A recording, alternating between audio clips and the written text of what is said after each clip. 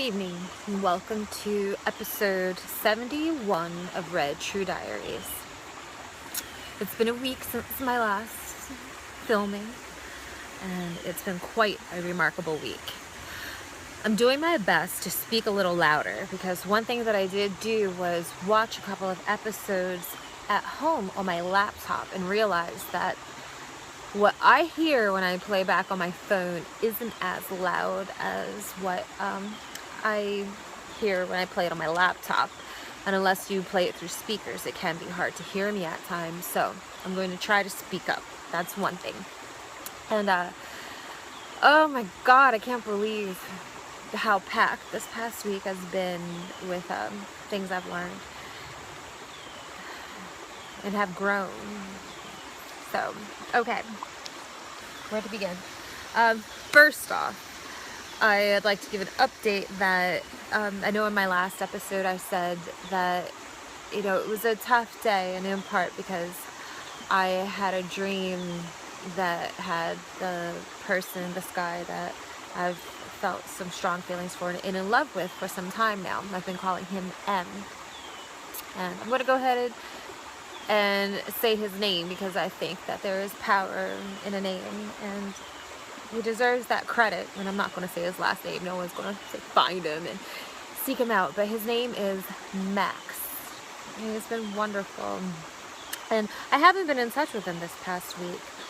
But I feel that I am actually finally over him in the sense that I'm not missing him like I used to. And that has been so freeing. I could feel it starting, and there was an episode that led up to it. I forget which one it was. I had a black and white checkered dress in it. And in any case, I had said something about really feeling, having fun and feeling in love with myself and in love with life. And so that theme has continued on throughout, strongly throughout this past week. I did consciously, intentionally, in my heart and in my soul, decide that I was going to let go of that missing and that longing with this full moon. Last I recorded, last Friday, was a blue moon, the second full moon in July. And after a full moon is the time to let go of things that you feel no longer serve you. And that missing and longing, I felt, wasn't serving me any longer. And I felt like it was weighing me down. And it's definitely easier said than done in terms of moving on from anyone. Could have just been divine timing, whatever the case may be.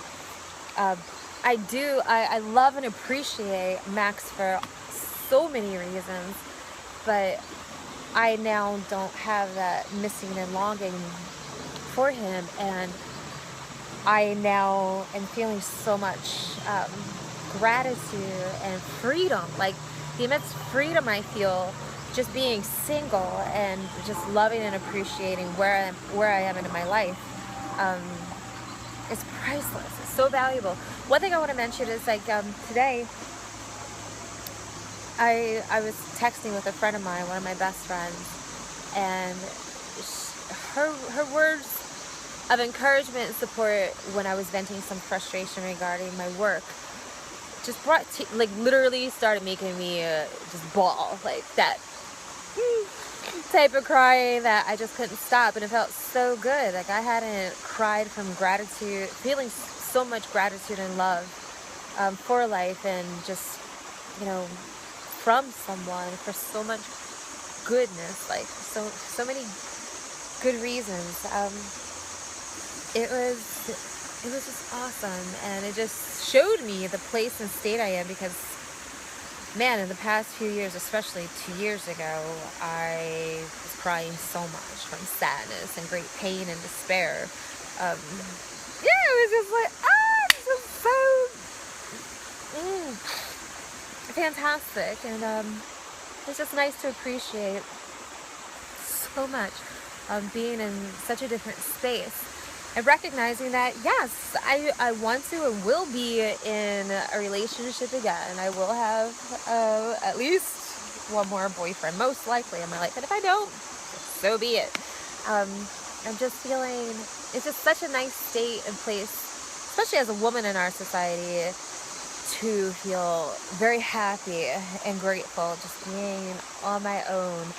Because when you're with someone, at least for me, I'll speak from my own personal experience, when I am with someone, there's a lot of responsibility, a lot to being so connected with someone. And like for me, I do think about and am concerned about how my thoughts, feelings, actions affect another person. And right now, it's just been really great. Just say on this past Tuesday, I went to the shore and stayed overnight until Wednesday, and I did visit a friend there, who's like, she's staying visiting her family for the week, but I didn't have to consult anyone. And when I decided I didn't want to stay at my friend's place and that I wanted to stay up all night and watch the sunrise, there was no one to consult, no one to consider. It was just, I could be purely and selfishly and oddly, uniquely me, and did whatever I wanted to do whenever I wanted to do it. And that, for me, and whatever it is for you, please explore that and find out. But that's what helps me live a more orgasmic and fulfilled life. Setting up different things in my home. I've made some new purchases, I've done some rearranging, done some cleaning, just everything more tailored to me. I feel like I haven't taken this good of care of myself inwardly and outwardly, definitely in a little over 2 years, to this degree. And even then, it was coming out of like the worst depression of my life. So even though I was doing well, I still wasn't fully healed. It's like now I feel fully healed, and it's just been amazing. So I'm ready to, just not ready, actually already am sharing and giving and doing way more than I imagined. And that's been a remarkable thing too. All right, so that's that for the week. And now on a personal level, and why I do feel so just amazing. And this spot where I am now is a new place I found just less than 5 minutes from where I work, and it's just, look. I'll have to show this little alcove. Like where I'm sitting right now is actually among a tree. I'll go ahead and show it now. It's like I am nestled in a tree root. Like, it's hard. See, this like that's my foam roller. These are the roots of a tree. Those are my shoes and bag. But yeah, and this is the actual tree. See? And I am sitting in its root system. See, it's behind me. Like, it is just the perfect little spot. It's like a little bed. I actually took a nap here and feel so refreshed. And do have a few more appointments I need to, go to. So I need to go ahead and read what I wanted to read from. I ordered this book last week, and it came in the mail. And hopefully that's kind of straight. So this is Earth Medicine by Kenneth Meadows. And what I wanted to read about, and it's funny because I wanted to read about this time of year called the salmon. And it's represented by the salmon as the animal totem. And the time of year is called the ripening time. And coincidentally, Max was born during this time. And I really feel like his role in my life has helped remind me of some of these important things, as well as this being in this time was today, August 7th, one of my favorite numbers too. Oh yeah, and that's the other thing is, so I counted down, and it's 41 weeks until March 21st.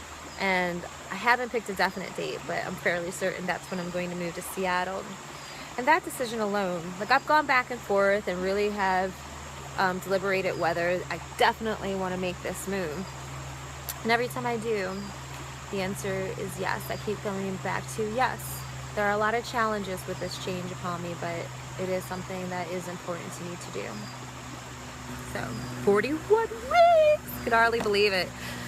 Yeah, it's going to be amazing. But in the meantime, I'm really grateful for all that I'm experiencing here. Because they're definitely, the summers are not nearly as warm. At this point, at 6:30 in the evening, I don't think I would be in a tank top, even in the summer. It tends to get chilly there pretty early. So anyway, okay. July 22nd through August 21st, the ripening time. The month from July 22nd to August 21st is the period when the sun is at its hottest in the northern hemisphere and ripens the fruit of the earth. It is a time when, traditionally, man pauses from his labors to bask in the sunshine and to refresh himself before the work of harvesting which is to come. It is the time when the whole of nature appears to be opening up to the sun and bringing forth its fruit in abundance. The ripening time was thus regarded as a time of openness and warmth, and these qualities are reflected in those people whose birthdays occur at this time. Halfway through this month occurred, halfway through this month occurred a fire festival of the old religions of Northern Europe, which was called Lammas, and by the Celts, Lugnasad. It was held on August 1st, and in Britain was sometimes called the Feast of the First Fruits. It marked the first cut of harvest corn, while summer was still in full swing and was the season of fairs. It recognized that after the summer solstice, the sun had begun to wane and its power was declining. Although it was a joyful, happy time, it served also as a reminder that all is not as it might appear. For though the sun was shining and the days were hot, the circle was beginning to dip towards the dark, and the days were shortening in preparation for the autumn and the approach of winter. It was then a festival of remembrance, a reminder that things are not always as they may appear, and that nothing in the physical world is permanent. And it was a time for reflection, a reminder of what we are now and what we hope to become. Okay. Love this book. I've been reading this book off and on for 20 years, and had also been thinking about how, the sun, because I do love sunsets, I've been noticing, slowly but surely it is, the sun is setting earlier, and the days, they're changing, and even the leaves are starting to turn red. Some of them, not many, but I've been noticing some are turning red. Okay, the solar influences. This month is the peak of the summer power, with the animating life force of the sun reaching maturity and causing bountiful activity. It is the time when the heat of the sun ripens the fruit of the earth. Those born during this month, when the sun is at its most powerful, are usually energetic and creative, with an outgoing personality and a temperament which could be described as sunny. The influence of the solar energies on their ego is evident in their self-esteem, for, like the sun, they like being looked up to and appreciated. The related sign in sun astrology is Leo. And I'm not going to go, okay, I'm going to go into two more things. Yeah. The warm south winds bring a flow of vital energies to those born in the ripening time. I want to go into the things that are applicable to everybody. The emphasis in the ripening time is especially on the need to trust one's feelings and intuitions during the pain of change, which will be experienced during the process of maturing.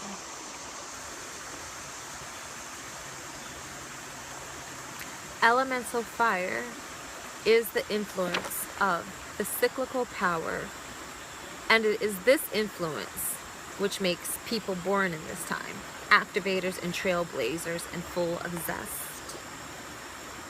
So, these are the things that I have learned from people born during these times. I've dated a few Leos, like typically in astrology they're called Leos, and I love the lessons that they've taught me, especially about loyalty, and they bring out my devotion, because I really appreciate those who are loyal and have the courage, which many Leos do too. One of my best friends is a Leo as well. You've actually seen her. She's the person who I featured who is brave and bold enough to be honest and value honesty.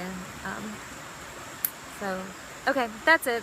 I need to go ahead and get to work, but I really do recommend, if this is of interest to you, going ahead and buying this book, Earth Medicine by Kenneth Meadows. And at some other point, I'll read again from Intuitive Thinking as a Spiritual Path. It's such a good book. Anyway, hope you have a wonderful time exploring. I will be back in a week. Oh my gosh, that's right. This upcoming week is a meteor shower. So, what night? I think it's called the Pleiades, something like that. And it's happening, I believe, August 11th, the night of August 11th into the 12th. And I'm going to go out into a really dark place so I can see the stars, because there's going to be a meteor shower, there's going to be comets, falling stars. So hopefully weather permitting, but one of those nights, I'm sure, you know, it's not just one night, but if you can make the time, go out between midnight and 5 a.m. Midnight and 5 a.m. when it's darkest before the dawn, you know. So, yeah, I'll let you know how that turns out. I've never done that before. It's going to be so cool. Been missing stars so much, like seeing a sky full of stars. So hopefully, you know, I'll get to do that this week.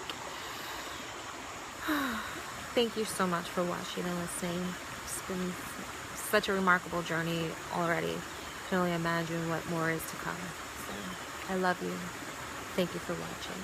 May you have a wonderful time exploring for yourself.